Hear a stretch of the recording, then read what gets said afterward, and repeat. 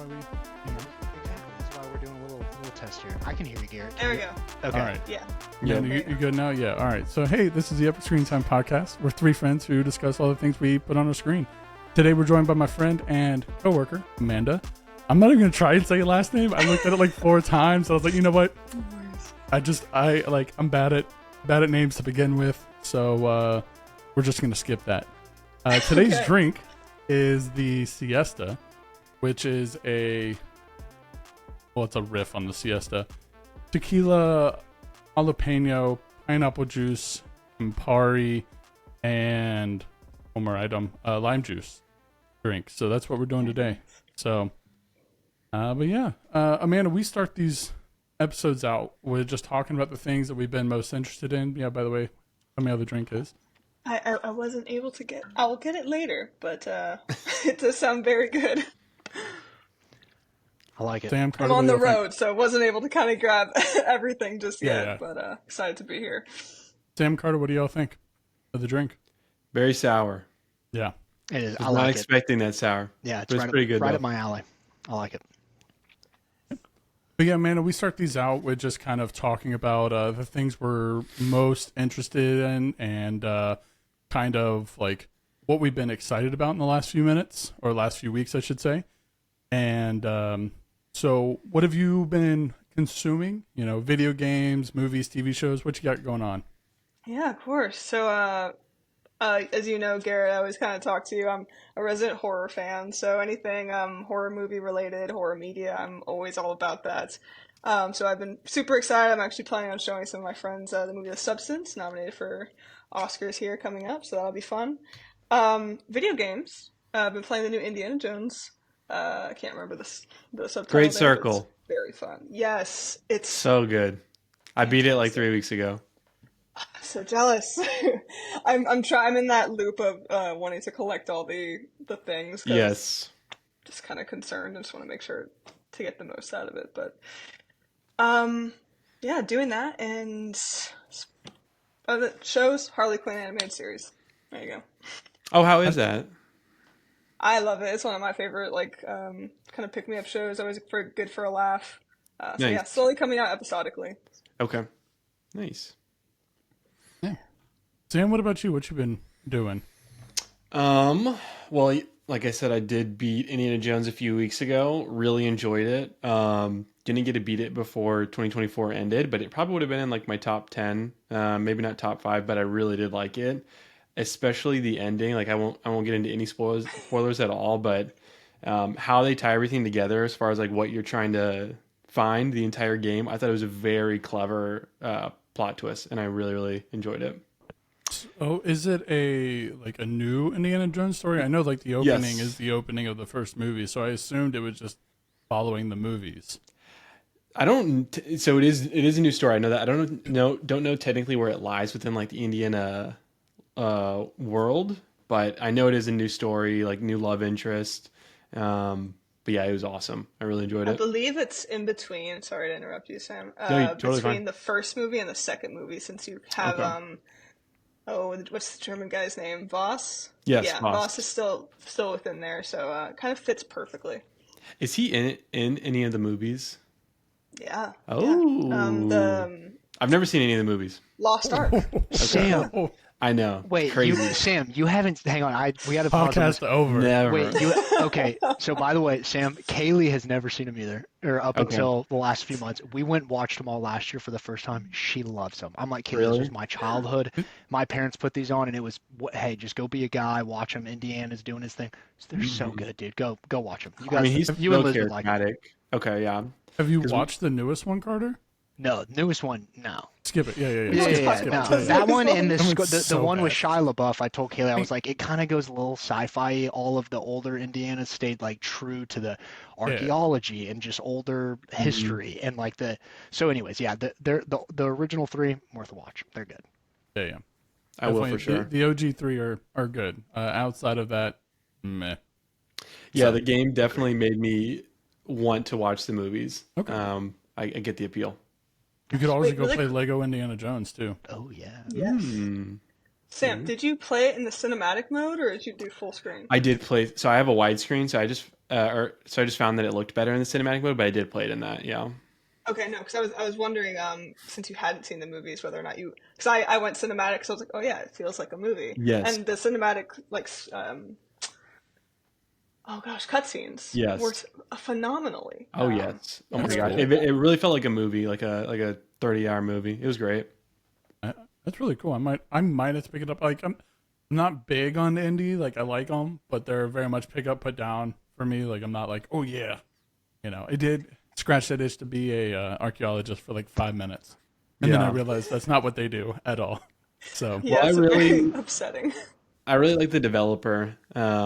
They're the ones who do like the Wolfenstein games, okay. and I just feel like the Xbox fan in me wants to see them when they get a win, even if it's like not a big win. And so I knew I was going to play it, and I really enjoyed it. Okay. Carter, what about you? What you been up to? Guys, it's been rough. I have been addicted to Marvel Rivals still. So So good. I mean, I've been playing Marvel Rivals in my free time, and then Kaylee and I were still watching Shrinking, so we're on season 2 right now. That's like the current one, and it's great. Every other episode, I'm like getting teary-eyed, and she gets frustrated because I'm bad at talking about emotions, but for some reason, when I'm watching it on TV, it all just comes out. But yeah, that's what I've been up to lately. Marvel Rivals and Shrinking. Who have you locked in your mains at this point? Like who are your go-tos? Unfortunately, I have. So I mean, well, and with stuff like this, it depends on how long I play it. Every season, the meta will kind of change depending on who is the better character, who gets buffed, who gets nerfed type thing. Right now, Storm is really good. I got her all the way up to like interesting. Lord status. So like Storm is by far my best DPS character. And then Storm, Squirrel Girl, Winter Soldier, Punisher, Hela. Those are my 5 live. DPS guy. Yeah. So I'll just We rotate chose a those. great weekend to travel with the PS Dude, Network PlayStation. going Oh, on. I'm telling you, Friday night I was like, Caleb, we went to bed at 9 o'clock. Woke up yesterday, drove to Cisco, came back last night. I was like, well, it works. I guess I Yep. played till like 9 and then went to bed. I was like, I'm exhausted. I'm going to bed. So yeah. All right. I've been grinding Dragon Age, honestly. I finished the last soul. one yesterday. Yeah. So overall, I have like, let's see, 60, 30, 30, 40. So all 4 games. So like 200 and some odd hours in the last couple months. That's impressive. Dear Lord. For those of you that are wondering why I have so much time, my wife's in her doctorate program for occupational therapy, so she's constantly studying. So I got nothing going on. So, but yeah, no, I finished Inquisition yesterday, which was the one I was most afraid of because I remember playing it years ago and just like not liking it. So I was like, I really want to play that last, especially since I know it like rolls right into Veilguard. I was really like, I didn't remember the story at all. So, and honestly, I wanted to make sure I played Veilguard before this, so I did that immediately. But since we're rolling into that, today's podcast is about the Dragon Age series and kind of just RPGs in general, but predominantly focused on Dragon Age series. So, what is y'all's first memory of like Dragon Age, and like what keeps you playing it? And curious about it. Amanda, you brought this to us for an episode suggestion. So why this? Yeah, of course. So I actually have quite an interesting story when it comes to Dragon Age, where I actually didn't pick up the first game. I jumped in the the second game, Dragon Age 2, right off the bat. And so maybe a lot of my feelings are kind of nostalgia based, especially when it comes to wider release. But then I went back and I realized just how expansive it is. I've always loved D&D. I got into it around when I was playing Dungeons and Dragons, so anything fantasy related was phenomenal to me. In particular, Dragon Age 2, even though, in hindsight it's very streamlined, it was a game that I'd never experienced like that before, with essentially you get decades with these characters to kind of see them. And I have played Mass Effect and whatnot, but it's all very kind of compressed time-wise. So being able to watch these characters over a course of 10 years or so kind of grow, and your choices matter. I'm a huge choice matter gamer. Agreed. Really blew my mind. And so then it kind of opened my eyes to the wider bioware verse of games. And I just kind of fell in love with them. Yeah. Carter, what about you? So I'm similar with Amanda. I jumped into Dragon Age with the Dragon Age 2, and the only reason I played the second one was because loved Mass Effect 2, and Amanda, Garrett, and Sam know I have a twin brother. My twin brother played Mass Effect 2 with me. We went through it together, loved it, and then he's like, "Hey, there's a new game coming out that's like dragon themed, and it's made by BioWare. They're coming out with the second one, and it's similar, but it's not space and sci-fi. It's just dragons and all the fantasy stuff." So I was like, "Okay, sign me up for that." And so that's what got me on board. Was beating Mass Effect 2 first, and then getting into Dragon Age 2, and then from there got into Inquisition and. Yeah, just kept enjoying the series. Like, enjoyed what BioWare's what's doing with the, hey, make a decision, you have consequences or good things with it. And so, yeah. Yeah.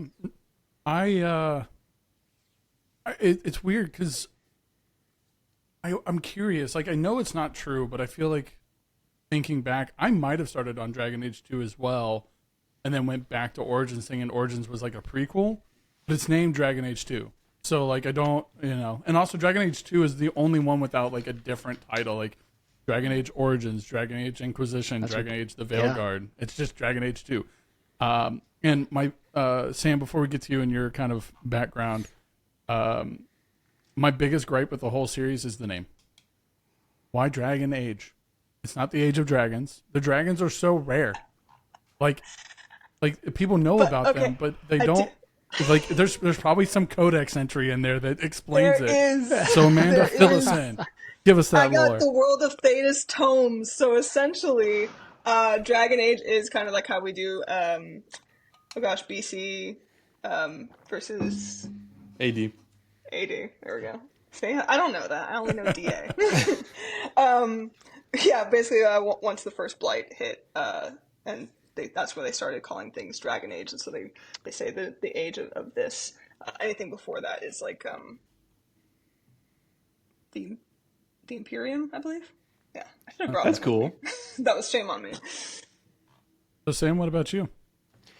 I don't have much of a history of Dragon Age. I feel like 1 and 2 came out when I wasn't really a good gamer, so to say. Like, I played the Halos and the Call of Duties, and I always liked good Nintendo games, but didn't really get into like good RPGs at that time. Mass Effect is probably like the outlier for that era. But I started with Inquisition when it was getting a bunch of awards. Was that 2013, 2014? But yeah, so the first game in the series I played was Inquisition. Wow. So, have you played the other two? No. Oh, and they're pretty different, right? Like, they're both turn-based, or is it just like strategic? Definitely not turn-based, not even strategic. One of the questions I have for you would you consider all of these games to be open world? Because like 1 and 2, you can travel to a bunch of random places, but the maps are like very like it's like you're in a town or an open area, and you're just kind of running around to the same places over and over again, which would be open world. But then Inquisition got massive, and we had like a whole Orlais and Ferelden to run through and different areas inside there. I know that Inquisition can be considered open world. Man and Carter, do y'all think the previous two would be considered open world? I think because you have the choice, I think you have to, but Yeah, I mean, it's been a while just a since I small played scale. Inquisition. I mean, I would even say Veilguard. I had a hard time calling Veilguard open world. Like, it felt very linear compared to like a God of War. But yeah. Yeah, I would not call Veilguard an open world. I'd call it like an open zone Okay. game, but I would think Inquisition more than So if Veilguard is not open world, then the other two definitely aren't, because Okay, Veilguard you got a lot of choice on where you were running around to. My So- thoughts are the most truest open world has got to be in the levels of like GTA or Skyrim in terms of, and even for the Fallouts where you can literally just start from one point and continue walking Yep. until agreed. Yeah, nothingness. like The Witcher, Assassin's Creed. You start Yes. off level 1, you can go to the other end of the map and go, oh, this guy's level 50. I can't find So- him yet. So Inquisition's not even open world then. Okay, It's because there's like a ton of zone. yeah, I would it's just a call them bu- like it's a open bunch of zone. zones. Yeah, open yeah. zone. Okay. Ooh, I like that, open zone. Okay, I like that term a lot. yeah, open zone. So, Amanda, you brought up choices earlier. So, what do you think Dragon Age has done for like choice? Like, I guess really we should just chalk this up to BioWare. This idea of like choices matter. I think well, we know Baldur's Gate 3, or I mean, maybe the previous two, definitely handled that well. Mass Effect 3 dropped the ball on that because you just had to reach a certain point, and then it was like, oh no, the choices matter. And then I'm trying to think of what other choices matter, like other than just morality. Like there's games like Fable that give you like a morality score, but I don't know if that affects. Witcher kind of does. Witcher does? Yeah, The Witcher has huge choices that affect the entire continent, essentially. That's very interesting. Yeah. Okay. There's like some places. Dude, even the new Guardians of the Galaxy game had choices, or like the one that came out last time. But to take your point, Garrett, I think it all just kind of goes back to BioWare and the kind of what they created with, Mass Effect and Dragon Age. Not even Mass Effect. Didn't BioWare make Knights of the Republic? Or am I making that up? Say. Yeah, no, like they that, did. Yeah. That's like the OG king of decisions. Yeah. Real. Yeah, I was trying to think in the timeline. It's got to be between KOTOR or Fable, where that just initial black and white, good versus evil choice lands. Mm-hmm. I think Fable is definitely more of a morality portion where, like, hey, you're evil or good, but I don't know if it affects the overall story other than like, what's that, like Dishonored. How you handle the game affects the storyline more of like, but it doesn't affect the story. And just, is it a dark ending or a good ending? Whereas your individual choices, like having just played Inquisition, which they introduced the Dragon Age Keep system with, which was where you could go and upload your previous saves from Dragon Age Origins and 2 into the Keep, and then that affected how your game played out in Inquisition. But you could also go online to Keep and make individual changes, like in Dragon Age 2, Bethany, Hawk's sister, died. And I don't think I've ever gotten out of the deep roads with her surviving ever in multiple playthroughs. But apparently there's a playthrough where she can become a Grey Warden. And I didn't know that, so I changed it in the playthrough I just did, and I got to see her again. I was like, oh, that's dope. I didn't know that was like, and so like I think that something like that is, like, honestly, I miss it because like we didn't get it for Veilguard either. Like you got to for Veilguard, you got to like decide what your Inquisitor looked like, but who cares? But I actually like that's a topic for a little bit later. But like, what a small thing. Like, oh, you can see your Inquisitor, but you don't get to, other than having these little conversations where you just like talk to them. Like, they're pointless. So yeah, it feels like kind of like with the introduction of those moral choices kind of opened our mind into what could be, and then we slowly started doing into, okay, let's see how the worlds can be affected versus various games. And it kind of becomes a double-edged sword where now we want more and more agency into how we affect the games, essentially, where, I mean, even like you're probably about to say in choosing the character, it's not the same as if, in Dragon Age Origins, where it truly does affect your backstory, in a meaningful way as far as how characters interact with you. I mean, you do see that in very few games, but I always put it up to the time and energy that it would take to create those worlds, which isn't impossible. We've certainly seen it in recent games. I mean, Baldur's Gate 3 did that a lot. I mean, like, exactly. I mean, that's a huge game that I think most people, like, if you haven't played an RPG, that is the RPG to play, especially if you're a D&D fan. Like, you get full agency of your choices. Like, I remember I decided to play it after watching a clip of this dude kicking a squirrel, and the narration of like, you obliterated the squirrel. I was like, that's amazing. Just that kind of like choice, being able to make these random choices like that. So I was like, all right, I'll play it, because I like you, Amanda. I liked the idea of playing D&D. I've only ever played like a couple like one-offs, and so like these games kind of like they don't scratch it. Baldur's Gate did, but it actually made me really want to play D&D. So it's just one of those, like, I think that choice kind of comes in. But how do y'all feel about speaking that, BioWare has kind of given these agency for so long? When we get into Veilguard, the agency is kind of, it's there, but it doesn't matter. Like, even to something as benign as like the romance options. Like for Veilguard, like and for those who have never played an RPG, most RPGs you get the choice of having a romance for either romance sake, or Dragon Age 2 gave you like different skill sets if the person liked you or didn't like you, and so like it was this really cool mechanism. But in Veilguard, the romance was just there for romance, and you could romance anyone. Like there was no like it felt Nothing like, added up. Yeah, it felt like it was too many. The choices just no longer mattered. Like you could romance everyone at the same time, basically, and then I don't know up if until the very last second, where it literally prompts you saying, at this point, your romance is locked in, probably because it's like, we've only done so many paths. Yeah. So, yeah, it was definitely took you out of any immersion whatsoever. Yeah. Mm-hmm. Who did you, Amanda? Who did you romance? Yeah, so I did Scout Harding. For all the games. Let's go that way. Oh, for all the games. Oh yeah. Gosh, okay. So first game, Origins, I did Leliana, obviously because it's the assassin. I also did another run with Morgan, because you have to figure out how that's going to go with her double-edged offer to the Grey Wardens. Then number 2, I always went with Isabella.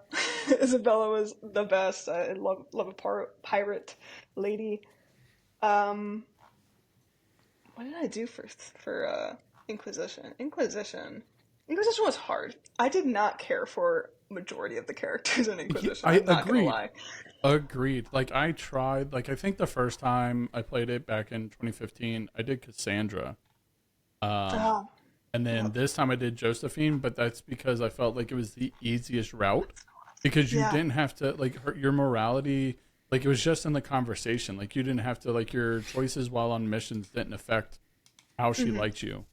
So yeah, she was really just staying back at the keep, doing this administrative doing all the business politics. Things. Yeah, actually, now that you remind me that she exists, because it's very hard since she's not in your party. I think I had romanced Josephine.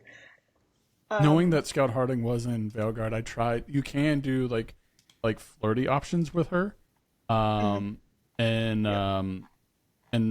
the Inquisition, but you could never go do the full romance at the it just stops you at some point. Carter and Sam, what about you guys? So I do not remember who I did in Dragon Age 2 or what my romance option was. It's been a long time.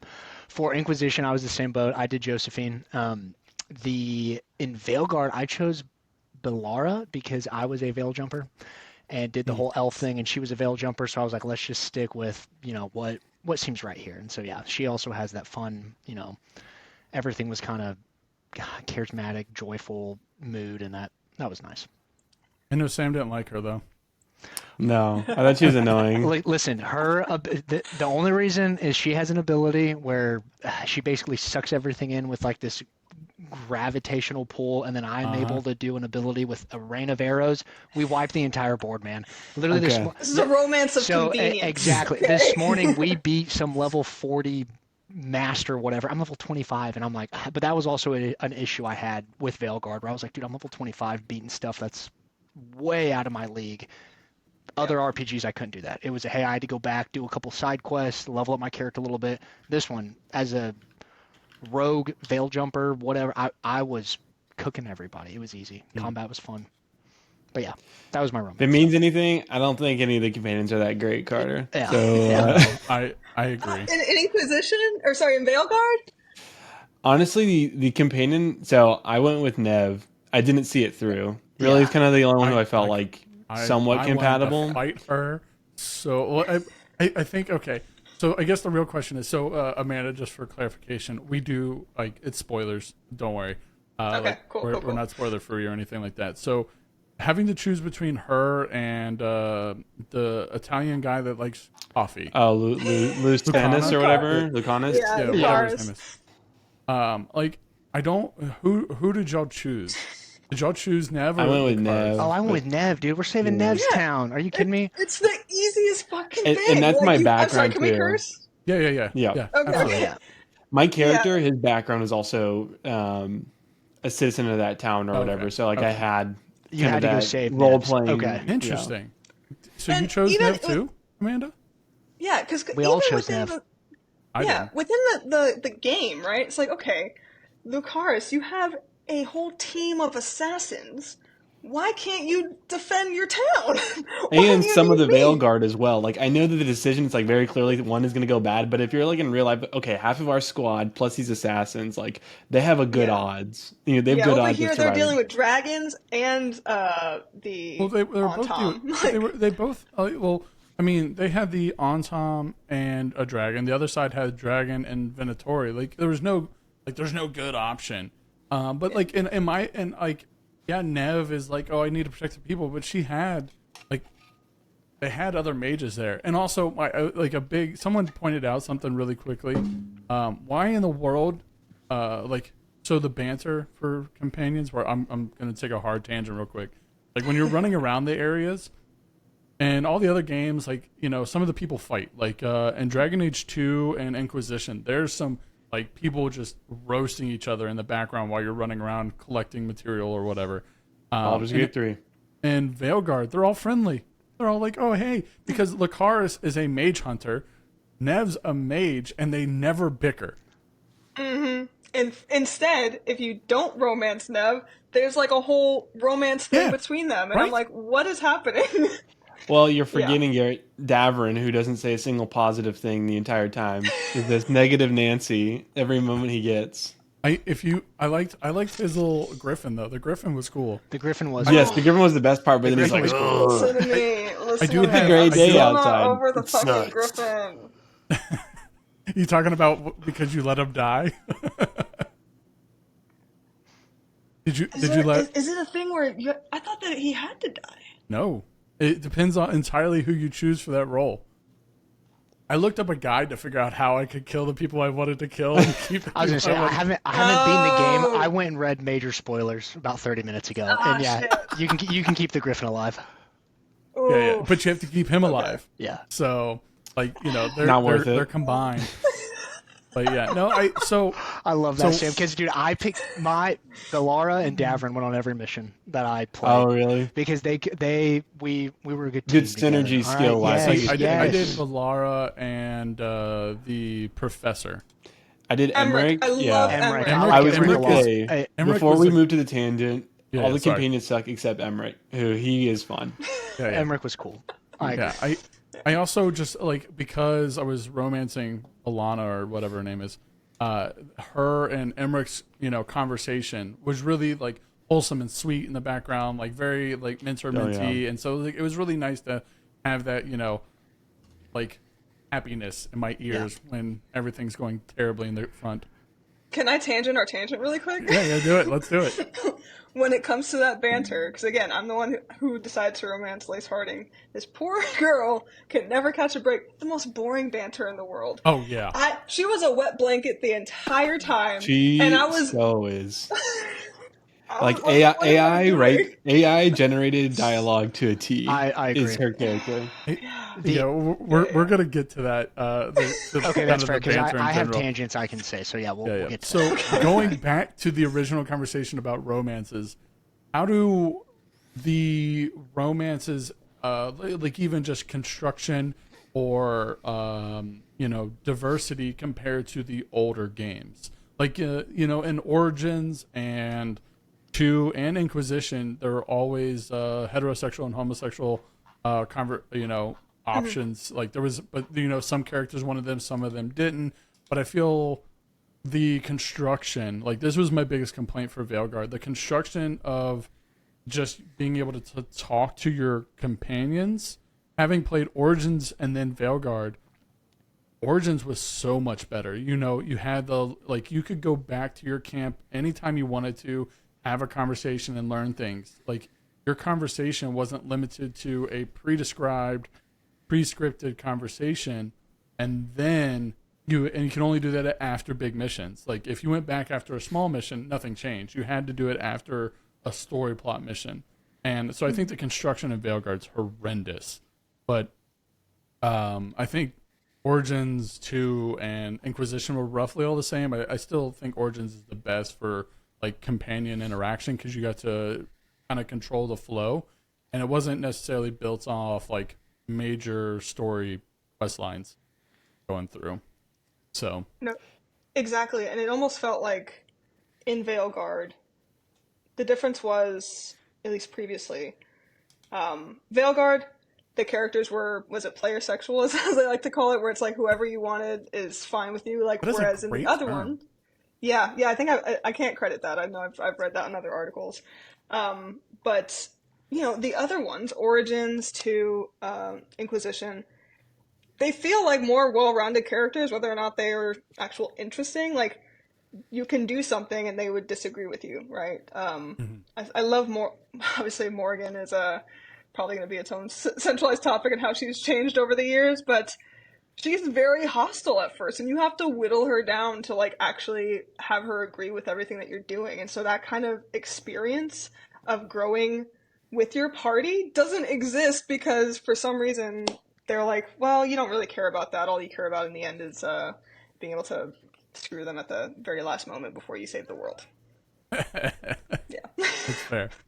So, Carter, what do you think about just the romance changes between all the games? Since you played the original one, I know it's been a long time for you, but Yeah, and I mean, man, my closest memory to just BioWare in general and like what they've done goes back to Mass Effect 2 and thinking of like, look, even my thing goes back to romancing Jack in Mass Effect 2. Like, if you wanted to romance Jack, you had to be a bad boy. You had to make decisions. That's a rough choice. You had to The make worst decisions. Look, exactly. You had to make decisions that you're going, ooh, in real life I'm not doing this, but we're playing a video game. Cool, let's just move on to the next scene. And then it's okay, cool. Now Jack, hey, she wants a little piece of this. Cool, I've been a bad boy.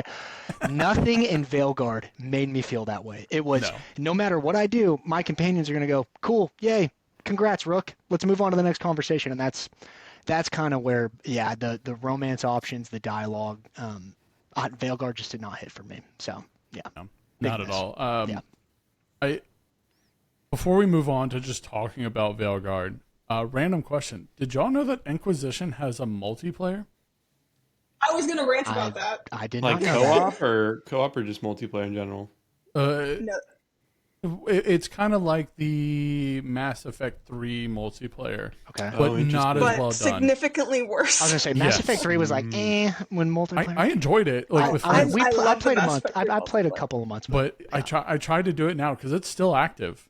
Really?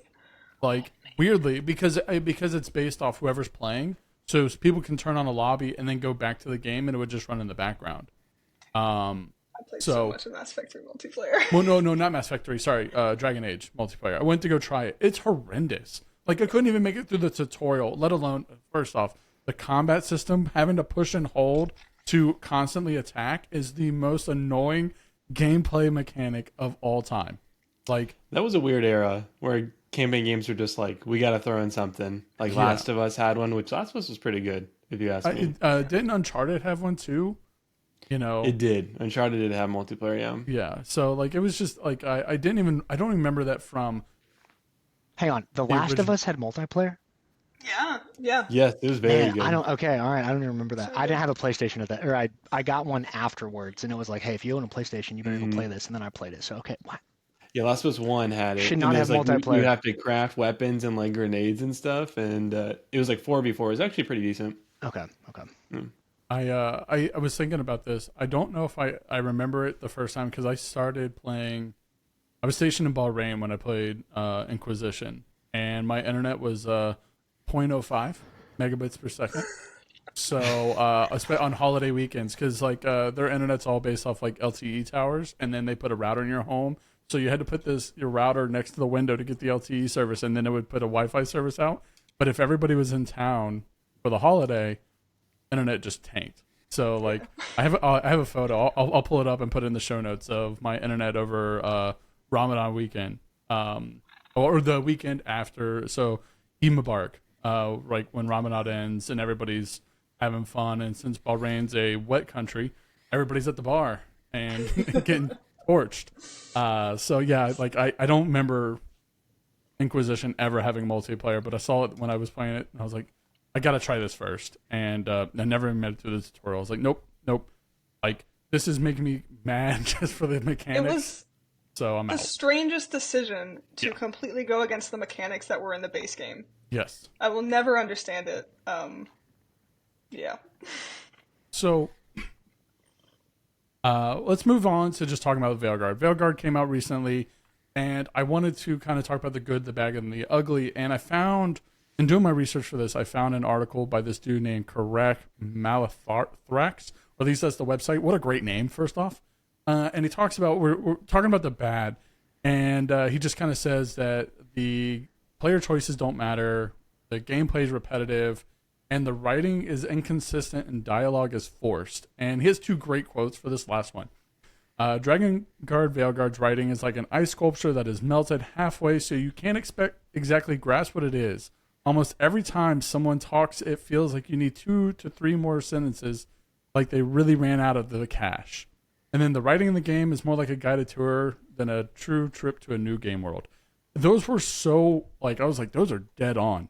Because, like, the conversation was just horrendous. And let alone, every time you got a kill, they're like, good one. You know, I don't need a cheerleading squad behind me. We're fighting bad guys. I don't need you to cheer me on. Actually, no, you're wrong, Garrett. We need that, but in harder games like Bloodborne and Elden Ring, because you actually deserve it. You deserve it in those. I want Virgil just flown by me. Nice kill. Yeah, no, I would certainly agree with that. And Kill-tacular. When it comes to the writing and the storyline, I don't know. And I was trying to think back, because it's like, you know, over the years, the way that you approach some of these writings, you know, some of those nostalgia glasses, like I was trying to think, was the writing really that good in the older games? And I haven't played them recently, so Garrett, you're kind of gonna have to be the one to represent that thought on. They're outstanding. If they were truly that. Okay, perfect. Like, perfect. I have issues with the story of Dragon Age 2, but the dialogue, conversation, the options, Inquisition's options were excessive. Like, if like you had these little points where you could like learn arcane knowledge and like political history and like war history, and they gave you more conversational pieces than. Yeah. And I was like, yo, this is crazy. I didn't even know that the first time going through. And so like in Veilguard, everybody's just so damn happy. Honestly, even because they have those specific choices that are supposed to be tough, or I feel like it's not even really angry anymore. They changed it to everything is tough. Exactly. But the tough is too happy. Yeah. Sorry, go ahead. No, I was gonna say that's exactly how I agree. With the dialogue in the new one, it felt like they gave you an option for like, hey, you can either completely agree and this is cool, yes, I'm going to be this rook, or oh, I'm kind of shocked, hey, I'm taken back a little bit, but oh, let's move forward, or hey, I'm just going to be a tough boy. And that was it. And it's like none of these have any difference on how the outcome plays, and just and even with dialogue, for the first few hours of the game, I was like, you know what, the dialogue's not bad. Like, I've read some stuff, apparently it's terrible, because Sam, you made a comment. We were in between filming episodes, and you were like, "Oh, the dialogue in Veilguard has just taken me away from the game." And I'm like, "Man, it's not that bad. I don't know." And then I got to a scene where they're talking about cheese bread and at the tower or whatever, and I'm like, "This whole thing was created by some AI. Nobody actually typed this into a computer. What am I listening to about the characters having a conversation around cheese bread and what tastes?" And that's where I was just like, you know what? I don't know if I can keep playing. Like, yeah, so that's just my dialogue. You want to know experience. something even crazier about that cheese bread? Apparently you can go grocery shopping for your crew in Veilguard, but there's no point to it. You just go and waste your money. There's no scene if you collect all the items. I looked for them all. Really? Okay. Don't you want Nothing choices, matters. Garrett? You get more choices. Oh, yeah, I can go grocery shopping for no reason. This is the I don't even choices get a you meal want. out of this. You're These are going to the buy them. choices Nobody's you going to eat want. the groceries. Wait, No. did all of you get, or at least one of them, I know you can get, I think, art pieces or whatever to give to the companions, and you know what they say? Thanks! And then it's just there whenever you go to see Okay, them. so this was on another tangent that I had for later if we go there, but one of my issues with the game is you sit here and, you know, you have a quest where it's like, hey, acquire this piece for your companion, whatever, to grow their bond. You do that, you go back to the tower, you want to go grow your bond with the companion, you go to have a conversation with them, but oh hey, you're at a point in the campaign where you have to have a different conversation, and then you have to leave the room. There's a cutscene, and then you come back, and then you give them the gift. And I'm like, dude, in Mass Effect 2 and 3, I could just continue this conversation in the wheel because it was already added in, and like what BioWare, what changed? And that's where I was like, come on, and it's a different company. It's a different company. Okay. Well, I was gonna say even that, Carter, in Mass Effect 2, if you missed one, because you could miss them, and then you would have real world consequences in the end. Exactly. And like I didn't feel, and I'm about to be transparent. I did not beat Veilguard. I'm about 25 hours into a playthrough. I was trying to do everything, and it's like everything I'm doing so far. There's been one mission where it was like, oh, I see the consequences, but the dude came back. And it's what we spoke about earlier, where I chose to go save Neve City, and then we come back, oh, hey, Lucanis is back in the party, everything's fine, but Bond isn't 100% with them. So, yeah. Right, tangent over. I do, well, I mean, we'll just talk about that, and we'll kind of move into the companions in general. I do like that if you didn't choose, or if you piss people off enough, they like harden. So certain skills were worse or didn't exist, and other skills got better. Like Neve's free skills got better if you didn't choose her for the save. Which, by the way, Lucaris, whatever his name is, was he just an absolute asshole after you didn't choose his city? Cold shoulder every conversation. He has been for me. Yeah. Neve was the most outrageous, like self-pitying bitch. Like she was so rude the entire game. I'm like, what are you doing? Like, you know that I had no options whatsoever. Like I had to choose, these people or your people, and I chose one, and you know that it was bad either way, and yet you're just angry the whole time. Like the people you gave me a tour to, they're all still there. Like, you didn't lose anybody. Nobody directly connected to you died. But no. The way I view Veilguard is it just feels like a completely different company bought the rights to Dragon Age, and they just did the most surface level analysis on the prior Dragon Age games. They're like, what do people like about these games? They like choices. They like romance. They like a great story. It felt like they just did a very surface level analysis of that. They said, let's throw all of this we can into this new game. And that bundled with the fact that it just felt like they were scared to upset anyone. And I don't mean that from like a PC standpoint. I just mean from like a storytelling standpoint. It just did not feel like they were okay with taking any type of story risk. And it just turned into like a boring game. Yeah, if I can interject really quick, I'm not sure if we're going to kind of go into like the history of like what went on with BioWare when it comes to the initial. If you got it, give it. Okay, sweet. So obviously, Inquisition came out. They were certainly riding high, and even within Inquisition, obviously with that multiplayer edition on there, was shortly after the EA acquisition of BioWare, right? And that's where they were certainly trying to get all the MMOs inclusion. Then, essentially, from the 10 years between Inquisition and Veilguard released, the main writers of Dragon Age weren't on the project. There were completely new teams that were then, I think, if not half, I think, they lowered the number of staff multiple times to the point where, like, the turnover, like, it is essentially a Frankenstein game, where it's very much like you're saying, Sam. They're like, what do people of this game like, so that we can hopefully bring in the nostalgia to try and get them to buy it and that they would like it.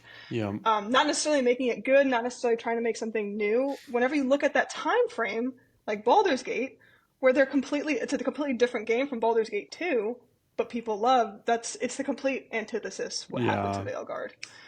It totally is, and that's why I have no hope for the new Mass Effect game. I have no hope. And it sucks to say because I just played the trilogy last year. I'm going to mute you. The trilogy is incredible. I'm there with Sam. Yeah, preach. And preach. If it is if it's Veilguard with a Mass Effect skin, which is kind of like what Andromeda is, it's like EA killed. Crash and burn. BioWare. So to give some more context to the Frankenstein idea, out of curiosity, are y'all aware of how much money EA lost in market value for the release of Veilguard and Football Club 25. Oh, that's a Football Club No. 25 is a hot topic. Give me $2 billion, It's Garrett. Is Football Club the new FIFA? Is that Yeah, the yeah, new FIFA. They rebranded. Okay. Yeah. Amanda, you are not right. You are short. Okay. I was going to say 3.5. $6 billion in market value for those two games alone because they came out at the same time. They got torched. I'll post a link in the show notes for this, but they got torched for these two games, and they're just horrendous. And for me, I could be frustrated all day long in regards to Sam. I appreciate the standing desk move because that's what I started with. But I can appreciate like the storyline, especially like I said. Okay, so let's back up real quick so that way I can give some context. So, Dragon Age 1, you become a Great Warden and you kill the Blight. Cool, big story, big bet. Dragon Age 2, fight me. You have three acts with three different bad guys that don't link to each other other than one magical item, which plays a huge role in Inquisition. But there's no like the looming threat is just this. Oh, the mages and Templars are fighting, which was the same argument we had in the first game. You don't expect it. It just becomes a big deal in the third act. But Dragon Age 2 is the beginning of what I think is the trilogy. You have everything that happens in Dragon Age 2 immediately leads into Inquisition. Like the big fight between the Templars and the mages is what the conclave was for the Inquisition, where the conclave blew up and you became the Inquisitor, and then that immediately, because Solus in that game is what caused the conclave to explode, and he is the big bad in Veilguard because he keeps trying to destroy the Veil. I think that whole storyline awesome.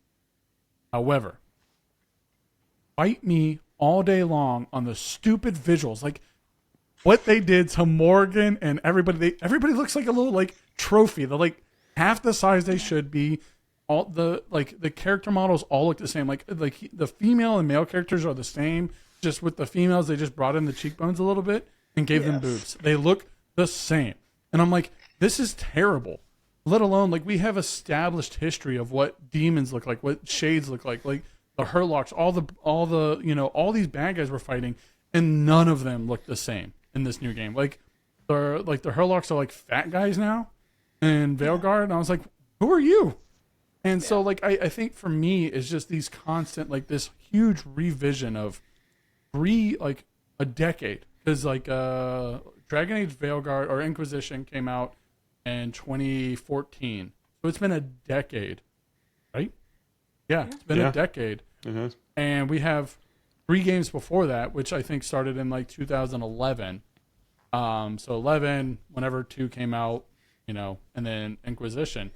We have a decade's worth of established character models, what everyone's picturing when we go, oh, that's a pride demon, that's a whatever, we have all this. And then they just change everything except for the rage demons look the same because they're easy. They're just fiery big balloons, And so that to me is what the most egregious thing is, because it takes you out of it. The storyline, I'm like, look, I can get behind a good story overall with bad writing, just because I want to be invested in the story. I'm trying to give a good example, but I don't got one in the back of my mind. We'll go with Elden Ring. I have no idea what the story is, but I enjoyed the game, So, but Morgan has she's the only tie-in, honestly, to the original game. And she looks nothing like what she did. Nothing like what she did. Yeah. And I appreciate in Inquisition, they even gave her the original clothes. They didn't when you first hear she's in nice regalia, but when she comes to join your group, which I really wish that she had been a playable companion, that would have been dope. But she has the original outfit from Origins. I was like, oh, that's a great little tie-in. And then now she's I don't know, some queen. I don't know. I still don't know how the story. I think it really depends on what they consider lore for And Morgan. That's one of my biggest issues. I mean, very much everything you said, Garrett. But in going back, thinking through, one of the things I adored the most when it came to Origins and then 2, and I know that we're missing. There's that one other extra game that was supposed to be DLC, like in between Origins and. Talking about Legacy. Is it? That one, yeah. I know between Origins. It ended up being a DLC. Like I played it on just recently as DLC. I don't know if it was supposed to be another game. I think it is. Just having looked at tags, trying to post like shorts and stuff like that. I think it is its own game, but it is definitely a DLC, or was attached as a DLC to prep everyone for Dragonage 2. Okay. Yeah, in looking at the stakes between those, obviously Origins kind of introducing the story of the blight and how this occurs every once in a while and what needs to be done to eliminate it. Dragon Age 2, also in kind of introducing the Mage Templar issues. Dragon Age 2 kind of expanding on that, kind of realizing that, okay, once these blights kind of reach a town, there's lots of, sorry, what's the word? Refugees. Non-homed people, refugees. Thank you. That I have to go into. I was like, what's the word? And then having to relocate and establish new areas, especially if you play a hawk that is a mage, you kind of get that very interesting dynamic between having to live under Templar rule and navigating that. That's when you start learning about Tevinter and the essentially mage ruled continents, expanding this lore just very slowly. Right? And that's one of the things that I enjoy the most. And then, yeah, very much like you're saying, Inquisition starts expanding even further to the point where I get, because I want to know, even though we're kind of going to backtrack into Inquisition, Stolas, what was your thoughts? Because to me, I'm like, this is perfect. You have a companion character who becomes a villain, right? They started that in 2 with Anders, who kind of had that turn, if you want to say so. But the fact that they didn't stick through it, in my opinion, in Veilguard, because the entire time I'm playing Veilguard, I'm like, no, you're an asshole. Why am I? No, I'm gonna disagree with you every single chance because I don't forget. Maybe this is just me as a person, but it felt like they wanted me to look at him differently because, hey, there's more bad people. I don't know. He did it for the right reasons.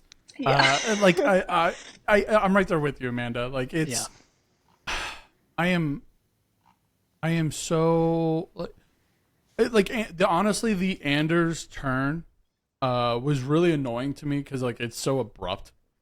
Like he's just gonna blow up a chantry just for funsies, for justice. Like come on, man. Like justice is not revenge. Like come on, let's get the names right. If you're gonna be justice, not revenge. But yeah, no, Solus, like I had a hard time, like I tried to play the middle ground and be kind of confrontational to him, but I will say the Varric twist was nice. I wondered early on in the game if Varric was actually there. Like something happened, like it just I think it was no one else was referencing him. Other than what would Varric say type deal. Hang on, what was the Varric twist? Is Varric dead? Yeah, Varric's dead. Oh, yeah. Okay. So he died. If you chose to send Varric on... Varric dies no matter what. Yeah. Early on. Okay. So Varric dies in the early beginning no matter what. Yes. Yeah. So Varric died, and no one else references, no one talks to him. And Varric in your mind, like all the times you spend with him, is actually Solus just projecting his image of Varric into your brain. Okay. Which actually, do other people see him? No. And that's what's so funny. If you go to replays, I started a second playthrough. It's, in hindsight, hilarious. You're just there talking to Varric, and everyone's like, okay, cool, Roy. What are we going to do? They're in the room, and and they're supposed to be like, they didn't want to mess with you. What are you talking about? If someone's just talking to someone not in the room, this is the first thing. Yo, you okay, man? Right, exactly. Hey, everything okay? Yes. Yeah. We need to get you to a doctor. Yeah, because I was going to say, there's definitely group scenarios where he's like looking at Varric's input mid-conversation.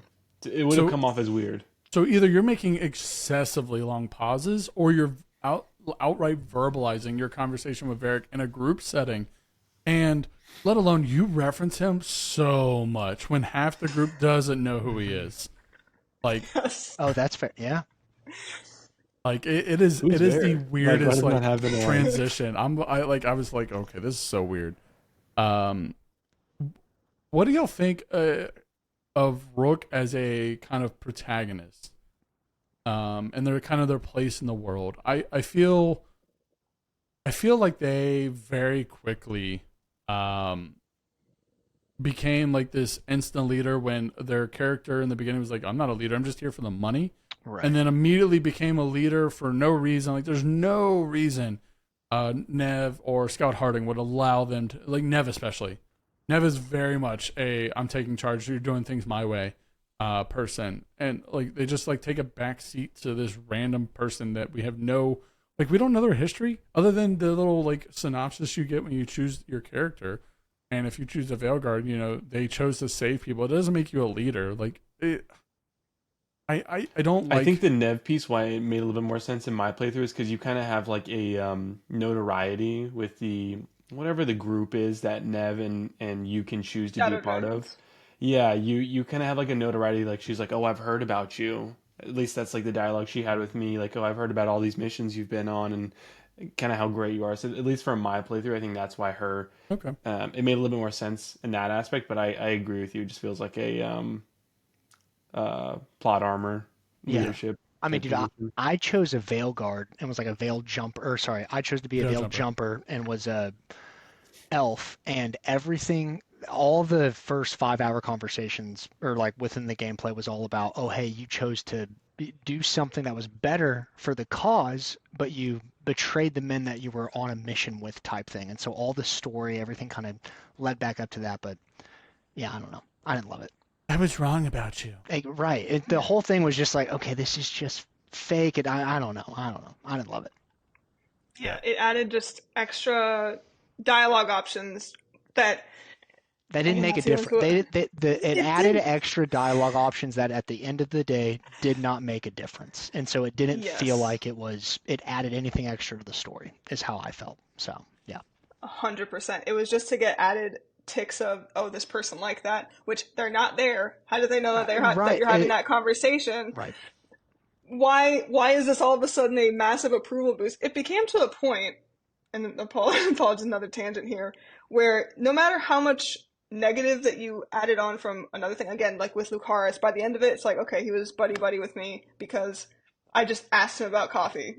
Like that, or just asked for follow-up, trying to get any source of like lore information that we kind of dealt with or mentioned that was a issue before, trying to understand anything about this world that wasn't just face level. And it just ticked off like, and I was like, okay, I guess you just like that I'm talking to you. Yeah, I don't like the companions like at all in Veilguard. Like Emmerich is by like leaps and bounds better than anybody else in there, and I can't get behind anyone else. Getting into Veilguard, did it meet your expectations? Wait, hold on, Sam. You're shaking your head over there. No, were you expecting it to be good?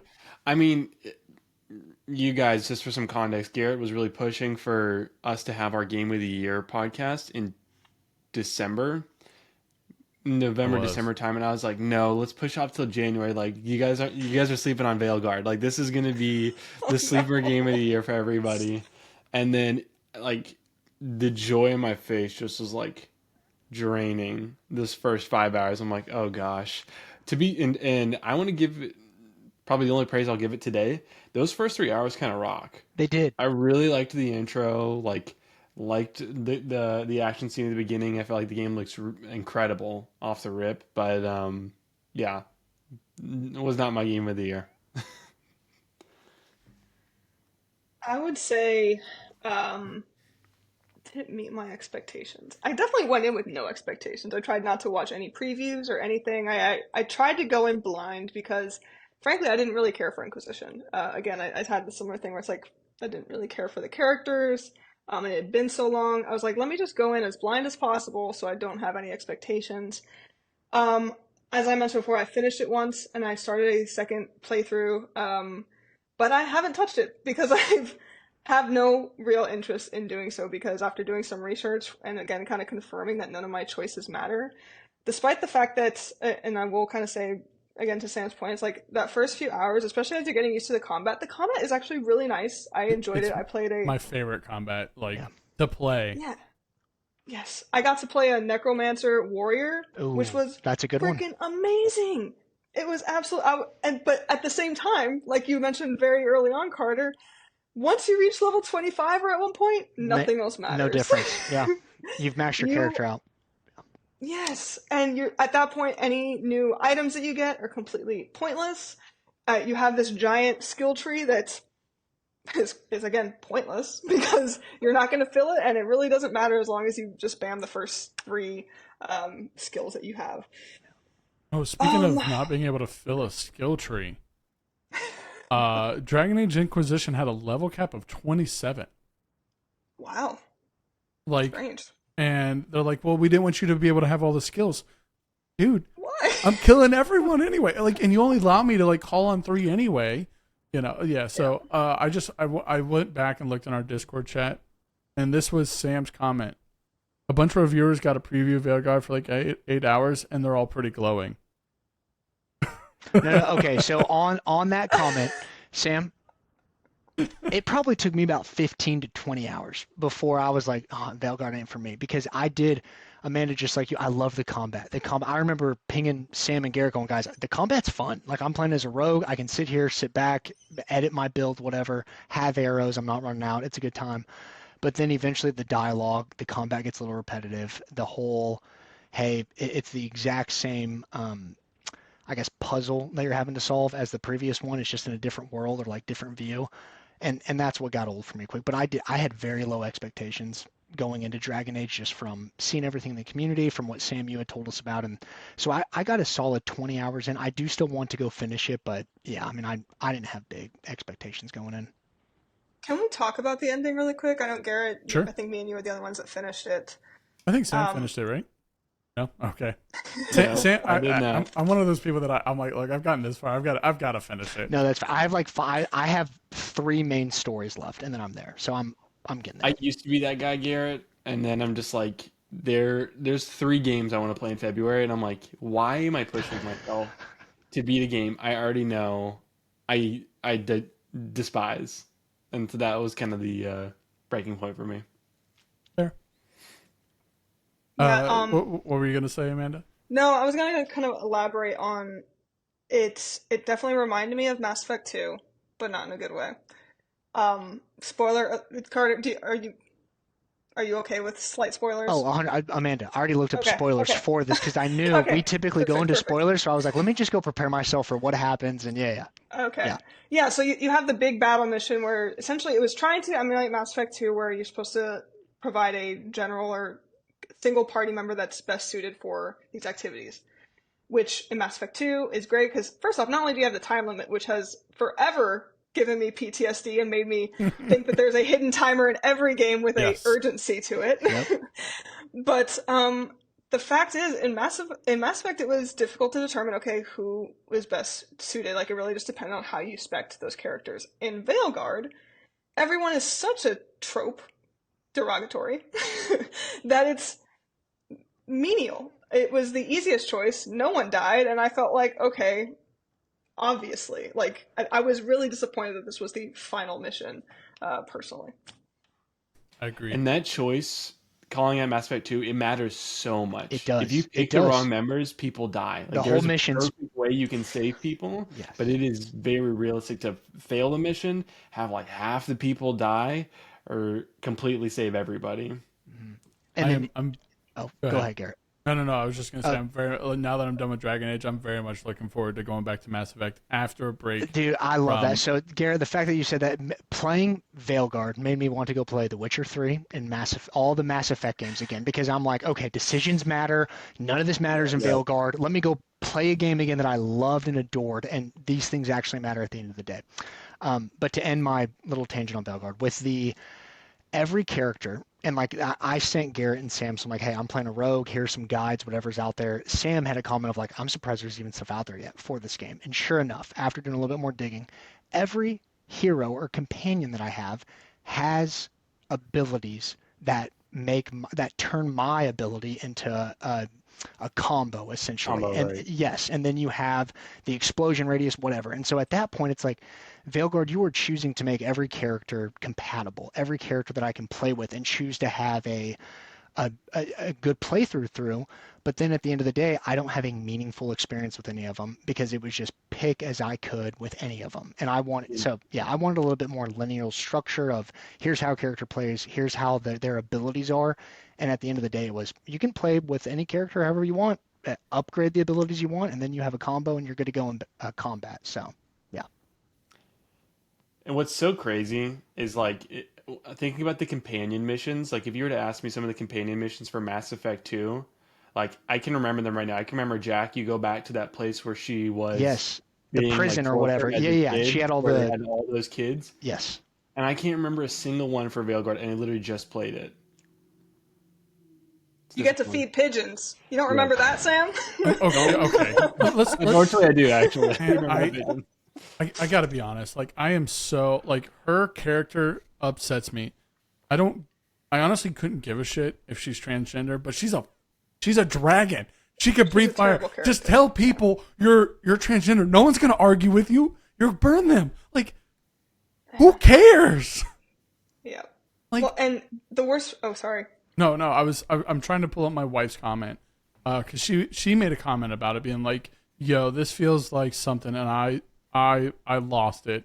I don't know if I'll be able to find it, but yeah, she's a like a dragonoid, and no, we're gonna spend our entire character companion quest line is about you finding yourself. Which, granted, that is an important thing to do, but I'm sorry, the fate of the world is at stake, and you're selfish enough to think that your decisions about your own sexuality needs to have input from anyone else, and we need to spend hours, if not days, trying to figure it out for you. You're a dragon. You Yeah. breathe fire. And also, in the earlier games, the Kuhn has already made comments that it's not unusual. So why does it matter? It would have been far more interesting to have some sort of conflict regarding Ravane with, learning more about the Kunari, because we really, the last time, I mean, we had Iron Bull, we had in the Kun and Dragon Age 2, but it's like, it still seems very unknown. Like, okay, other than just kind of putting the Antom out there, they could have done so much more with that conflict as far as within Taash's character, determining, okay, am I Ravani or am I Kunari? Because that is something that a lot more people can relate to, but very much the same, because it has nothing to do with the central conflict that the world is ending. And maybe this is essentially the hole that they wrote themselves into. They're constantly having to up the stakes where they can't have realistic, down-to-earth conversations that they apparently want to have. So it's their fault. her character, like I hated her character. I was like, you were the most annoying character I think of. Actually, no. Sarah is the most annoying character of all time. Sarah is 100% the most annoying character. Taash, like I just like, she was a cool like combat character, but I couldn't stand her quest line. I was like, this is the most selfish thing.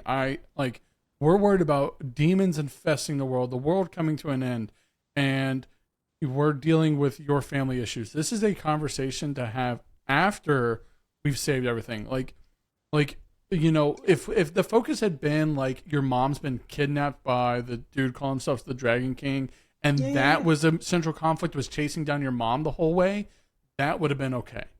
But it was the last mission that brought in the Dragon King. Other than that, it was just like a tangential thing. And just kind of for context for the Kunari, there's a whole DLC called Trespass for Inquisition that is Solus working against the Kunari, because the Kunari think that we are working for the Dreadwolf. That's how we first find out that Solus is the Dreadwolf. Is that DLC. And the DLC came out so long ago that like I didn't even, like, to be honest, I finished Inquisition yesterday at like noon, and I went and I was like, how long is the Trespass DLC? 5 to 10 hours. Nope, I do not have 5 to 10 hours. Let me get a 12-minute synopsis of this real quick. And I'm glad I did, because I wouldn't. I like it. I already knew like the reveal, so like it wasn't that big of a deal. But like in general, I'm so like, it hurt, like that whole. It's a wasted effort, you know. Like we spent so much time, like everybody else, like Emmerich fighting the other chick and then becoming the necromancer or whatever he becomes. You know, Lich King. Yep. Lich King. Which what I wanted to fight with him in Lich King mode. By the way, I don't know why I got stuck with his normal head.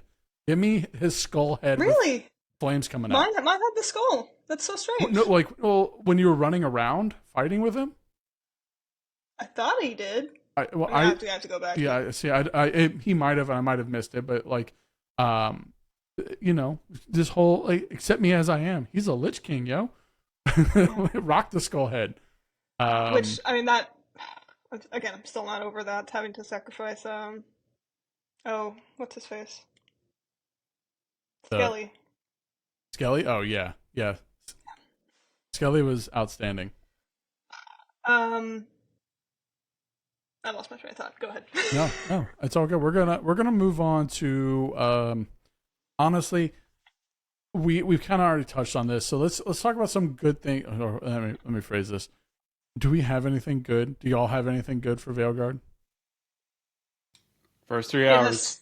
Fun. The combat, the combat was good. It got repetitive, but like the combat, yeah. Within the first, just like Sam's saying, the first 3 hours, I'm sitting here going, "Oh, I like the rogue. I'm gonna go play a warrior, mage, whatever's left. Like this is fun." And then it's like, okay. Yeah. But yeah. Combat. Go ahead. The combat. I did actually really enjoy compared to Inquisition. Kind of introduced it, but as far as the dragon fights, I thought those were extremely well done. The rest of it started kind of getting repetitive after a while. Once you went to a similar kind of looking area, you knew what to expect. Did you guys find any gear that you felt like gave you the abilities you want? Because I know they had the whole, hey, you can change how you look, all type stuff. But did you find anything that you actually liked the way that it looked at the end of the day? No. Okay. And dude, I was 20 hours in going, I don't like any of this. I've unlocked stuff, I've bought stuff. I don't like any of it. My character looks lame. And if my character look good, play good. You don't look good, you're not going to play good. And that's how it went at the end of the day. So, yeah. All right. Exactly. Going back to kind of companion quest and, you know, just companions matter, we have a comment from a Mrs. that says, Alistair and Dragon Age Origins went to find his sister. There's a whole family identity quest line, and his lineage mattered to the story. And she's right. At the end of Dragon Age Origin, you had to decide whether or not to choose him or the guy you'd been fighting against the entire story to take on the archdemon. You had to decide between him and the wife in regards, or the queen in regards to who would become the next queen. And it mattered in Dragon Age 2 because he shows up or she shows up depending on it, that choice. Like, you're absolutely right, Mrs. And yes, Tasha's quest doesn't matter. But yeah, like that, it changed the whole thread and narrative. Like, you get to see Alistair and Inquisition if you do the right quest lines.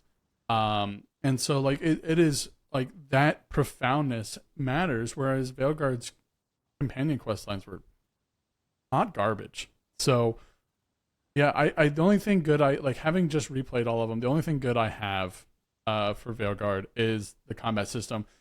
And even going from like Dragon Age Origins, Veilguard to Inquisition, 2's combat was visually very like you did like backflips and front flips to stab people. It was super cool. And then we had Inquisition where you like push to hold your auto attack, and you know you're just waiting for your cooldowns to come over. So you know it felt more like an MMO. And I think that's where I was like, I do like the combat in Veilguard, but yeah, your RPG elements no longer matter. Which was my complaint in Origins too. I was like, you have a ton of RPG elements that you're working your way through just to get to the last one, because you have like I played a warrior for the first one, and you had to you have 4 different like stances you could take, but then the last one gave you a buff on one of the stances. So all the stances didn't matter. Only one of them did. And I was like, okay, so your RPG element doesn't matter at all. And I will say for Inquisition and 2, you had a lot of like different choices you can make. Like even playing on casual, just because I'm trying to speed through these. I'm all for baby ass baby mode. I got worked by the dragons in Dragon Age 2. Like, worked. Like, I had to think about where my characters were standing and who, like, pop over and jump to the other ones so that they'd heal themselves. Like, that was, a challenge. And I don't think any other challenges exist, and I still disagree with why it's called a dragon age, archdemon age. Like archdemon age. The blight age. Yeah, Like there's like one dragon, and we're gonna call it the dragon age because of one dragon. But yeah, okay. So we're gonna move into our rapid fire question section. This is a section where basically I ask a bunch of questions, and I ask you. You just give me a quick answer. We usually end up on a tangent, but we're gonna try do some rapid fire questions. So, your favorite protagonists out of the 4 games? You have the Grey Warden, Hawk, not Rook, and Rook. Who's the third one? Oh, the Inquisitor. There we go. Inquisitor. So, Sam, you only played 2 of them. So, which one's I'm your just favorite? gonna pass on this one. Inquisition and Veilguard. Actually, before we get into these rapid fire questions, what elements of Dragon Age do you think we're seeing in other RPGs? Like, we haven't even talked about, like, other than tangentially, we haven't really talked about other RPGs. I mean, I totally meant to.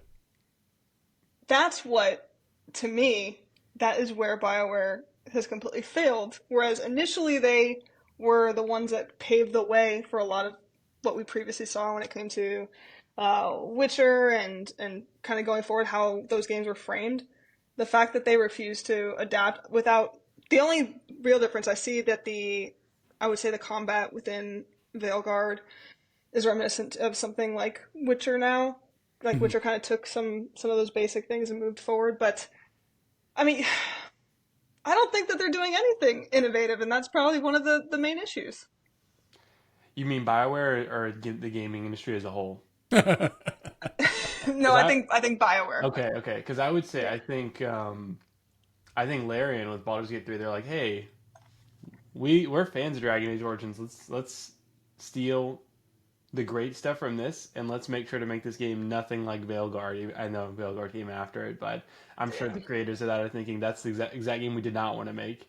And I think that's why it's so They heard beloved. rumors. They heard rumors, exactly. I gotta be honest. It's such a drastically different game, though. Like, it's turn-based. I mean, turn-based, yes. I mean, the combat's different. Still a fantasy-based RPG with romance companions. There's enough similarities. I think there's a good conversation to be had there. Okay. Yeah, I can't think of like. I think what will happen to this is kind of what happened to. Oh, there's another game that is like Ubisoft. I think Veilguard doing so poorly, and what was the last like Valhalla or whatever for Assassin's Creed. I think the delays were I think Assassin's Creed Shadows honestly will make or break Ubisoft. And it's my favorite series, so they better knock it out of the park. I shut up, Sam. Wouldn't bet on it. But I think we're seeing kind of the death of the old series, like those classic games, and I think it's not necessarily the old series. I think we're seeing the death of bad developers. But I think we had the most educated buyer we've ever had in the era of gaming. Say that again? I said I think we have the most educated buyer in the history of gaming, as far as so many options. Like us as consumers. Us as consumers, yeah. yes. And so many, there's a lot of options for us. Yes. Yeah. That a game, our expectations are higher, which is true and false in my opinion. Like if a game came out that was just like Mass Effect 2, Mass Effect 1, which I know is one of the greatest games of all time, it's hard to say, but if it was just like that, like a storyline game, i.e. Baldur's Gate 3, it would sell incredible, in my opinion. But that's not the true cash cow. Nowadays, the true cash cow is season passes, DLC, any type of gacha mechanic, and that's what I think a lot of these EAs and Ubisofts are really trying to chase. But I mean, like if we look at like Red Dead Redemption 2, GTA, there's another one. Like I think Baldur's Gate is too niche. Well, GTA is a tough one because online is their real cash cow, and I think we're going to see like GTA 6. Obviously, the campaign is going to be incredible, but online is where they make a majority of their money, and I think we're going to see that direction shift start to happen. If they charge $100 for that, though, They probably. If they charge probably $100 buy it. for it, I'll buy it on PS5 and PC. If they charge $100 for GTA, I will too. Like, let's be real. Let's be real, Garrett. $100. Garrett, Dude, games are I'll $70. If they charge $100 for GTA, an extra $30, I'll buy it on two things. I'll bet you they do $70 campaign and $20 or $30 for at GTA least. 6 At online. least, I agree. Listen, you guys are gonna be rebuying the same game for the next 20 years anyway. I've already been And doing it's that worth for it. 5 It's years. worth it. I have already been doing that for 5 years. So that's where I'm like, it's what we've already been doing. How many versions of Skyrim do y'all have? Zero, none. The free on Xbox Game Pass. I was never a Skyrim guy. Wow. See, I would rather pay $100 for Elder Scrolls 6 than GTA. Yeah. And I Dude, say- GTA say 5. because I bought of- GTA 5 on Xbox 360, PS4, PS5, PC. I bought it on sale.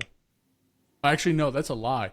I worked for GameStop, and I I didn't know borrowed we were it. fellow GameStop employees. Oh, dude, I have tea for about GameStop.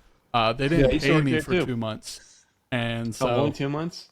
yeah, I was a seasonal employee while I was active duty. They didn't pay me, and it got to a point where my command got involved. Like, my they're God. like, yo. I'd be pissed. You missed Yep. out on a big paycheck, $7.25 an hour. Yeah. But anyways, but no, I borrowed it from them. That's how I played it the first time, and then I bought it for like $4 on Steam. Like it's a good game, and I'll be honest, it's a great game. It's a good game with GTA. mods. We're talking about GTA. Okay. But Oh, I would GTA is a good game. yeah. Dude, that's the top 10 game of all time. It's the number one seller every year for the But, last. okay, because of online, not because of the story mode. Because Right. of online. Well, that's And exactly what Sam was and just people saying. keep- There's people no keep game spending money. in the world that other developers will say, make sure our game does not come out in the same month that this game does. It's like the boogeyman because Yeah, it sells so well. There's a It's reason so- we don't have release dates this year. Freaking GTA. But I also think here's what I see, right? The reason why GTA Online multiplayer was so good was because of that open world kind of freeform that we got. That was the same thing that then kids got with Minecraft, that now have with Roblox, that now have with Fortnite. They just crave the ability to be chaotic and I do also like random think- stuff with their friends. Agreed. And I also think it Cheers to that. extended the story. That is why I think online has done so well, whereas like Red Dead Redemption 2 didn't extend the story at all. Like you got to be a Dude, part Red Dead Redemption 2 is one of the top selling games of all time. Online. 2 has... Oh, okay. It is not one of the best sellers because it didn't do anything for the story. Well, whereas GTA I Online disagree with that originally point. did. I totally agree. I Red agree Dead more with Redemption 2 is in Amanda. the top 5 the last 5 years of top selling games in the United States. Red Because Dead it's a Redemption great 2 's up there. game. Yeah. Like Rockstar makes great games. I'm not disagreeing with you. I just Wait, I so hang on. find- You would not pay $100 for GTA 6 is what No. you're saying. Okay. I won't Carter, out of hey, Carter. principle, and I think it's principle. This is recorded. We're gonna play this back in 8 months when he's like, you know what? This I is don't- my favorite first off, hobby. I don't have- You guys are playing it. You I guys don't keep have a saying it's the best PlayStation game 5. ever. I It's won't getting buy it 10s for and 10s. PS4. I won't buy it for PS5. I don't have a PS5 Pro. I'm not buying a PS5 Pro. And That's so fair. like That's fair. it would Because rumor only has buy it, it. it's supposed to come out on console first, and then Yeah, when it comes out on yeah. PC. Yeah. I'm hoping the extra time they've taken since they're delaying the game, go put the PC port in. Go fix that shit. Come on. Yeah. See, You've already pushed the console delay back. God. Mrs. had a comment. No king rules forever, or game developers. So I true. solid statement. And unfortunately, Bethesda's next on the chopping block. Sorry, Garrett. I'm not disagreeing. I don't honestly. I think Bethesda has a special place You don't in like my heart. you're on the same page as me with Starfield. I forget that. Yeah. But Oblivion. I heard a rumor that Oblivion's getting a remaster. Please, I would love that. Oblivion is the first game I ever bought for any console. I didn't have a console, so I'd moved out of my parents' house, like that I owned. Like my brother had one when I was a kid, but it is the first new console. Like I bought. I think I bought like a PS2, and the PS3 had already been out for like like a year or so. Like I bought a PS2 because it was cheap, and I played like crappy games. But like actually no, I had an Xbox. Yeah, Xbox was the first system I bought, and Oblivion was the first game. So a remake of Oblivion would be like it's nostalgic for me, and I think that's why I like Elder Scrolls and Bethesda in general. I think they tell a much more it's a fantasy world, and like GTA is very hey, this could happen in real life, and so like it triggers a different portion of my brain, and so I Definitely. prefer I mean, the GTA fantasy sandbox. elements. Go do whatever you Yeah. want. Yeah. Yeah, and Elder so Scrolls is give me a good story, give me a good yeah, character. and I think that's why I think that the Bethesda games are better because I want a good story. Not saying GTA doesn't have a good story. I would argue that GTA's had better. Like it clears those stories. That's my side of the table. I can't disagree with you, but I can't agree with you. I think You're the just into the $100 fantasy stuff more, Garrett. You like Yes. you like the fantasy story. What Bethesda I is agree with you baking, more. what's in the oven, you enjoy Only the thing I'll final add to that, baked product Garrett, more. is Starfield is definitely, in my eyes, closer to a Dragon Age Veilguard than it is a Last of Us or a Red Dead Redemption 2 as far as storytelling. I agree with Sam on that one. I agree with Sam on that one. But I mean, like that's like saying that a dragon fruit is closer to a tomato and fruit than a rock. There's a swath between Veilguard But and what I'm Starfield. saying, I don't know. I don't think they're For that gameplay mechanics alone, there's a swath of different Starfield, dude. Starfield. I'm willing to bet cannot stand Starfield. Elder Scrolls 6 is closer to Starfield than it is Skyrim or Oblivion.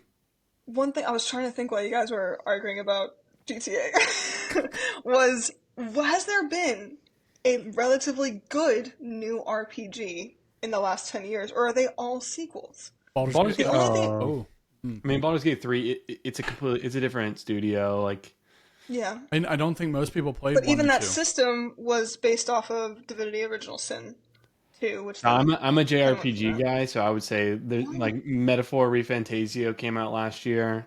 That's a new. It's by the people who made the Persona games. Won some Game of the Years last year, so I would argue that is up there. So in the English market, the answer is no. yeah. So maybe that's Let me think about it. something that we need to look for. But I also I think that Ghost of Tsushima.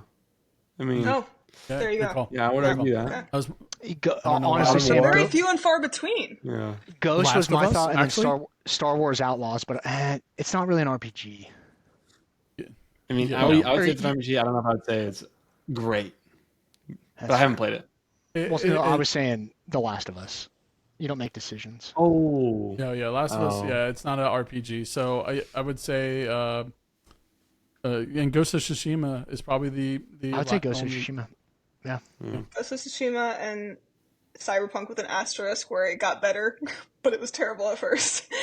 From an optimization standpoint, that is a top 50 game of all time now, in my agreed. opinion. Yeah. Oh, Yeah, dude, yeah. Cyberpunk's in my top 10. I love Cyberpunk from day one. It ran fine. I loved it. Same. See, But I got a st- 3080 the and week then it came out. I lucked Okay, out. I had the 2080 Ti, and so like it Yeah. literally it was fine. Everything was great, and then the game just kept getting better, and I was like, okay, I still love you. You're still great, and yeah, Same. I'm in the same boat. I love. Yeah, we Cyberpunk. talked about this before. I've been blessed by the game gods for a lot of these games, like Cyberpunk. What's the Assassin's Creed game in France? Syndicate. No, not Syndicate. It's No, okay. the one where they Unity. were missing Unity. the faces. Ooh, Yeah. Unity. Yeah. I never had those issues. I never had any issues with I Cyberpunk, wanted those issues. It sounds so much fun. but I never had them. And even still, I've been like, oh, hey, it's a random glitch. Like I had one in Veilguard, like in one of the final missions, like the world's stretched, like some of the texture stretched, and it doesn't take it away from it. I'm like, oh, I hope this doesn't continue, but it is not taking me out of the game. But anyways, okay, going back to our protagonist, we got one vote from Kate who says Hawk. We got one from Mrs. that says Grey Warden. Amanda, what you got? Who's your favorite protagonist? For me, it's definitely Hawk because you can be the sassiest, most like snarky motherfucker, and it's great. And then I haven't been able to do that with any other character in the Dragon Age series. Sam, you're out. Carter, what you got? For me, it went back to Hawk. I'm right there with you guys. I loved it. Hey, add an E on the end of his name too, makes it even cooler. So, yeah. Any protagonist who's named Hawk, sign me up. I'm with. I think I hated the story for Dragon Age 2, so it's hard for me. Like, oh yeah, Hawk, because like there's nothing that keeps you going from act to act. So I'm gonna say Grey Warden is mine, just because like you had one continual bad guy. It led to you being the Grey Warden versus just, oh, this is Hawk. You randomly become like the savior of this town as a refugee. Who's your favorite companion? We'll start with Sam since you opted out last time. Kate and Mrs. Who are y'all's favorite companions? Let me look up the Inquisition names, because Okay. if it's one from Veilguard, I'm gonna be sad. Carter, what you got? Why he's looking up? Man, I was thinking, I'd probably say Morrigan or Cassandra, just from the older. I mean, they were, yeah, it was different. It was fun. But yeah, I was trying to think of somebody not from Veilguard, but I don't know. But dude, Balara on the new Veilguard, her graviton ability, you can just do a bunch of combos. It's fun. So, anyways, yeah. Man, I'm gonna say again, going back with the Dragon Age 2 favorite is Meryl. Because she's so unassuming, like, as woefully a small underrated. woodland elf. Yeah, and all of a sudden, like, a crazy blood mage, like, just love the duality, yeah? I also I really appreciate that that's how they introduced the Illuvians. Like, what a great way to like throw that in there, and then some of them still exist. You think they're these ancient pieces of material. Such a great little like breadcrumb. So yeah, Meryl was my romance option this playthrough. So Sam, what you got? Probably Varric, even though I don't think it's a great answer. You're like everyone else, completely irritating. Solus wasn't. I like Solus as well. I was gonna say in Inquisition I like Solus, but then you learn some stuff. He's a solid companion in Inquisition. And Shale is the little like golem that you got. I forgot all about him.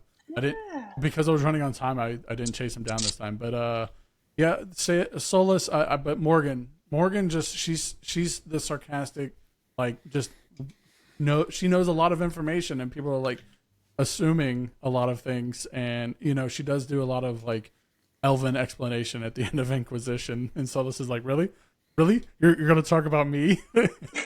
But so I'm also a dude. Morgan was hot for back in the day, so she looks sassy. Yeah. Most challenging boss fight in the series. What you got? And I don't even know if I remember most of them. I was going to say, I don't have one that I remember. Yeah. I'm going to say the dragon and the bone pit in Dragon Age 2. I died like 5 or 6 times, even playing on casual, to that dragon, because like it kept calling its little like wyvern friends dragonlings, and it kept murking me. That's a good one. I would say the fight in Dragon Age 2 against the Kunari leader. Oh yeah. I played a rogue. I usually always play a rogue, and having that without any of my healers, I was literally running around. It was the longest fight ever, trying to twiddle down his health. Yeah, I agree. We got Kate says Alistair was a great companion, and always made him king and made Logain for the rest of the game. I gotta be honest, I didn't know that you could make him king and keep Logain. I thought you had to kill him before making that decision. Because I always made him king as well. Because why not? My friend's the king. That's pretty dope. And apparently you can romance like the queen and become king as the hero of Ferelden. Like I didn't know that was an option until recently either. But I never took Logain. I think it's because like he tried to kill me in the beginning, and I have a long memory. So something about that, just something. Most memorable location in Thedas. And Sam, you're gonna be like, yo, man, I haven't played Inquisition in like 30 years, so all I got is Veilguard. So, what's your favorite place in Veilguard? Oh my gosh. I do like the layout of what is Lucanis's Antiva? Yeah.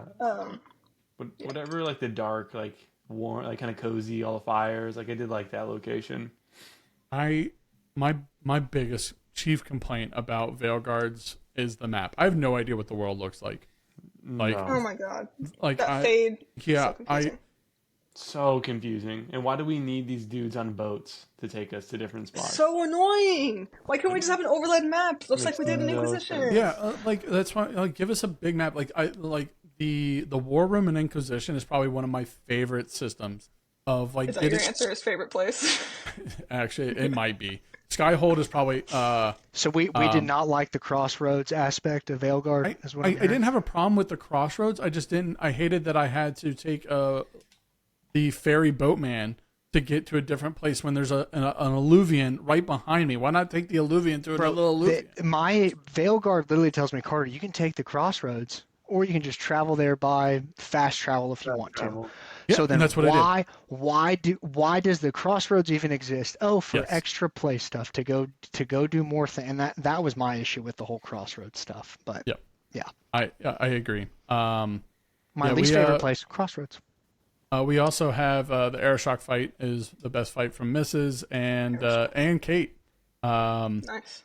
And then the ossuary is Kate's favorite place. So I like the War Room. I really do. It was like Skyhold in general. I think was probably one of the better bases. I also liked that they gave me some fast travel places inside, so that way I didn't have to run around the whole time. But I didn't like how like spread out everyone was. Dragon Age 2 was the worst at that. Having to go find companions and run to their little building. I'm like, stop this. So the only thing wrong with Dragon Age 2, no one's ever said anything bad about it. Yeah, okay. Not the story. I would say my favorite place is actually Inquisition, Orlais, and especially like the giant mansion. Love that. Valrio? That one, yes. Yeah. It was the Winter Palace. Sorry. Yeah. Winter Palace was a fun place to run around. Oh, that mission kind of reminds me of the Mission Impossible game mission where you were in the Russian embassy. Yes, good callback. Yeah. Oh man, I wish that game would come back. Why don't we remake that? That would be amazing. The Fade and the Inquisition was awesome. Yeah, there was also like this really dark like sentiment in the Fade and Inquisition. Yeah. Whose character death hits you the hardest? bioware. That's the best answer. We're gonna move on. There's no other. That's the answer of the hour. Perfect answer. Perfect answer right there. All right, favorite Dragon Age class. This is all very subjective. This is personal. Yeah. I typically always like my first playthrough is always going to be warrior because you can survive a lot, and so you can take on fights that you shouldn't have to. Now Veilguard being 25 and fighting 40, whatever.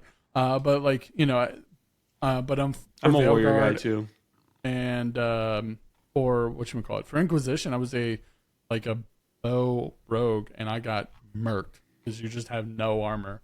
So like I if I'm gonna play like any other RPG in general, I'll be a rogue typically, mainly just so I can sulk around and try and one shot people. Yeah, I'm a sneaky snake. I love being a rogue, but it does make it hard whenever all my favorite companions are rogues. So especially in DA2, it was me, Isabella, Varric, and then I have Meryl. So literally no healing whatsoever. Varric in Inquisition really pissed me off because he only uses Bianca, and it's supposed to level up with the character, but it doesn't level up after a certain time. So he's got he's only doing 100 damage when the rest of us are doing 400. I'm like, you're useless. Go away. I guess you can't. I think in Inquisition you can give him knives, but I'm like, that. Who wants to give Varric a knife? So what's he gonna do? Cut their ankles? Sam, what are you choosing? Probably warrior. Warrior. Yeah. Anybody got a favorite race? I feel like the elves have the best lore. Typically I go elf, rogue, any fantasy stuff I'm playing. I like just with Sam. I like the lore. I thinking about it, their lore got so expansive. Like they were they created the world. The elvish. The Elenara or whatever they were called. Until freaking Veilguard then also was like, actually no, with the dwarves. With Harding's mission, they're actually the elves stole everything from the dwarves, but we're not going to expand on that at all. That's what the next game's for. Veilguard .4. the Stone Guard. The Stone Guard. The death that hits you the hardest, whomever you left in the Fade and Inquisition. Oh, see, I always left that random Grey Warden. I don't even remember this. Like, yeah, when you had to leave someone in the Veil, like I always left the random Grey Warden that's with you. I kept Hawk. Yeah, no, I'm keeping Hawk. I kept all your favorites alive. Smart plan, Mrs. Smart plan. All right. Let's see. Most frustrating mechanic we've already kind of talked about. Most satisfying ending.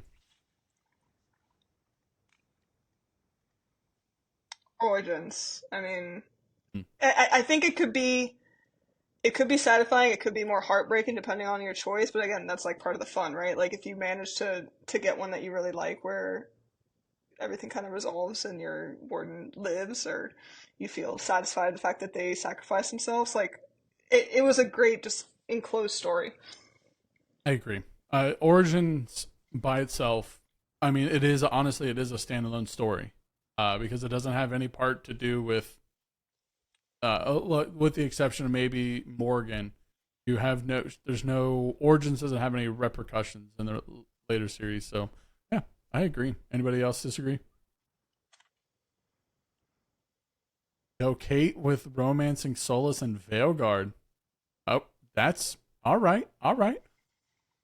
That's impressive. Kate, did that come back to bite you in the ass? Man. It made the 10-year wait worth it for me. Yeah, because I guess you couldn't romance him in Inquisition at all. You could try, and he was just like, nah. Oh, man. So, oof. R.I.P. Kate. if you could take one mechanic or one thing from the game and make it into other RPGs, what would you take? From the Dragon Age series as a whole, not necessarily Veilguard.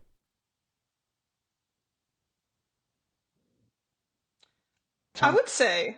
Oh, go ahead. No, go ahead, Amanda. I was about to say, I'm having to think. That's a good question. So go ahead, Amanda. I would say I actually did like, when it came to Inquisition, not necessarily the holding button, but the fact that it was real-time action, but you could stop and strategize and move things around. It was such a unique thing that I think could have been improved upon a little bit more, and perfected, but that did add a bit of more complexity, especially in the larger scale fights. And just to piggyback off of Amanda's comment, that was the first game I played with Dragon Age Inquisition where you could like hit pause during a fight scene, combat, whatever you're doing, and then go, hey, I want this character to do this to this guy. And I never experienced that before, so that was kind of cool. And just, yeah, piggybacking off of what Amanda said, adding more to that of, hey, kind of adapting to different RPGs. Hey, you can still have real-time combat, but then, hey, if you want to hit pause and make these other guys that are within your crew, your team, whatever it is, and deal certain things on the battlefield, would have been cool to see. Which we kind of got with Veilguard, but not as good. Sam, you got anything? I would just say more like choice-driven dialogue that actually is impactful. It was great in Baldur's Gate 3. I would just like to see it more in modern RPGs. If it's not choice, then I do appreciate Veilguard's combat system in regards to how, like, I get to decide how I react to this. It doesn't feel as, like, broken. So, like, granted, like, Baldur's Gate 3, like, it's very turn-based. I have no problem with that one. But looking at other RPGs, like Witcher allows for that. Like, it's very reactive. And, I'm more involved in the combat rather than just a puppet master type deal. So, yeah. Well, that's our episode for today. We've talked about really just Dragon Age and everything we did like and didn't like. And as for Sam, he just kind of hung out because he's only played 2 of them. So we appreciate you, Sam. He's the everyman. Yeah. But Amanda, thank you for taking time out of your awesome, you're at that con or whatever going on down there in Florida. So thank you very much for joining us in your hotel room. And thank you, Kate and Mrs., for your comments. We really appreciate y'all. Our next episode is honestly a surprise to everyone because we haven't decided yet. It was supposed to be something else, but it got delayed. And so we're we're just kind of rolling with the punches at this moment. So if you are a subscriber, thank you very much. If you've liked any of our stuff, thank you very much. We really appreciate y'all. And we'll catch you on the next one. Thanks, everyone.